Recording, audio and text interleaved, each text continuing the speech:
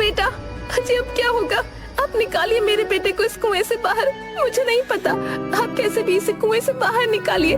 मुझे बस मेरा बेटा चाहिए। अरे हाँ भाग्यवान, मुझे भी मेरा बेटा उतना ही प्यारा है जितना कि तुझे। चल हम गांव से मदद लेकर आते हैं। फिर दोनों गांव की तरफ जाते हैं। गांव वाले उर्मिला को रोते देख इकट्ठा हो जाते हैं। अरे क्या हुआ भाभी, आप रो क्यों रही हो? और प्रताप भैया, आप भी बहुत घबराए हुए लग रहे हो। अरे भाई चलो जल्दी हमारी मदद करो, वो बंकू उस कुएं में गिर गया है। सभी लोग बहुत ज्यादा हैरान हो जाते हैं। क्या बंकू कुएं में गिर गया? भगवान, अब क्या होगा? हाँ चलिए, आप सभी चलिए और मेरे बेटे बंकू को उस कुएं से बाहर निकलवाने में हमारी मदद कीजिए। नहीं नहीं बेटी, इस वक्त तो कोई भी गांव वाला तुम्हारी मदद नहीं कर सकता। तुम्हें पता है ना कि उस कुएं के पास रात को कोई नहीं जाता है। तो ठीक है, मैं खुद ही बंकू को बचाने जाऊंगी। अरे प्रताप भैया, आप रोकिए ना उर्मिला भाभी को। आपको पता है ना, उस कुएं की तरफ रात को जाना खतरे से खाली नहीं होगा।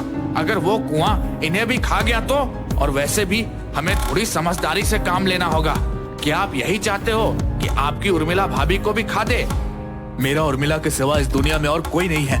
मैं उर्मिला को उस कुएं की चंगुल में फंसने के लिए नहीं भेजूंगा, और अपने बेटे को बचाने के लिए मैं खुद ही उस कुएं में जाऊंगा। प्रताप उस कुएं की तरफ जाने लगता है। रुक जा बेटा, जितना प्यारा बंकू तुम दोनों को है उतना हमें भी। पर अगर तुम दोनों भी उस कुएं की तरफ गए और भगवान न करे तुम्हें कुछ हो गया तो फिक्र मत करो बेटा, भगवान कुछ रास्ता जरूर दिखाएंगे। बस तुम थोड़ा सब्र करो।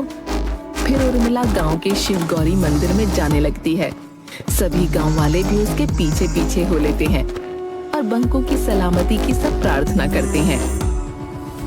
दूसरी तरफ बंकू, जो कि उस कुएं में गिर गया था, लेकिन किस्मत से उस दिन पूर्णिमा थी और वो राक्षस गहरी नींद में सोया था। अरे कुएं में किसी के खर्राटों की आवाज आ रही है। वो आगे चलकर देखता है। उसे एक दानव सोया हुआ दिखता है। अरे बाप रे, इतना भयानक दानव! कहीं ऐसा तो नहीं कि विमला काकी की कहानियों में जो नरभक्षी दानव था ये वही हो? मतलब विमला काकी की कहानियाँ सच थीं। अगर ऐसा है तो ये दानव तो मुझे कच्चा चबा जाएगा। मुझे जल्दी यहाँ से बाहर निकलना होगा, पर निकलूं कैसे? यहाँ से बाहर निकलने का रास्ता कहाँ होगा? बंकू उस राक्षस को देखकर बहुत घबरा गया था। मुझे माँ और पिताजी की बात मान लेनी थी।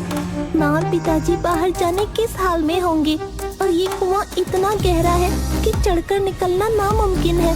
मुझे कोई रास्ता दिखाओ भगवान। वो आसपास बाहर जाने का रास्ता देखता है। तभी उसे एक अजीब सा निशान दिखता है। वो उस निशान को छूता है कि तभी अचानक एक पतली सी सुरंग का रास्ता खुल जाता है और उसे वहाँ पर और भी इंसान दिखाई देते हैं जो कि अधमरी हालत में थे। आज कितने दिनों बाद मुझे किसी इंसान की खुशबू आ रही है। तभी आहट सुनकर बंकू कहीं छुप जाता है। अरे बाप रे, अब मैं यहाँ से बाहर कैसे निकलूंगा? अरे वो पिशाच, वो यहाँ से कहाँ गया? तभी उसके पीछे से गुर्राने की आवाज आती है। हे भगवान, मेरी रक्षा करना। और पलटकर देखता है तो उसके सामने वो नरभक्षी दानव खड़ा होता है। आज तो मुझे एक और शिकार मिल गया। अब मैं जल्दी श्राप से मुक्त हो जाऊंगा। पर वो दानव जैसे ही बंकू को हाथ लगाता है वैसे ही बंकू बचकर भाग जाता है। अरे ये क्या हुआ? कहाँ गया वो? फिर दानव उसकी खुशबू सूंघकर उसकी तरफ बढ़ने लगता है, पर बंकू पास पड़े हुए कीचड़ को अपने ऊपर लगा लेता है ताकि दानव को उसकी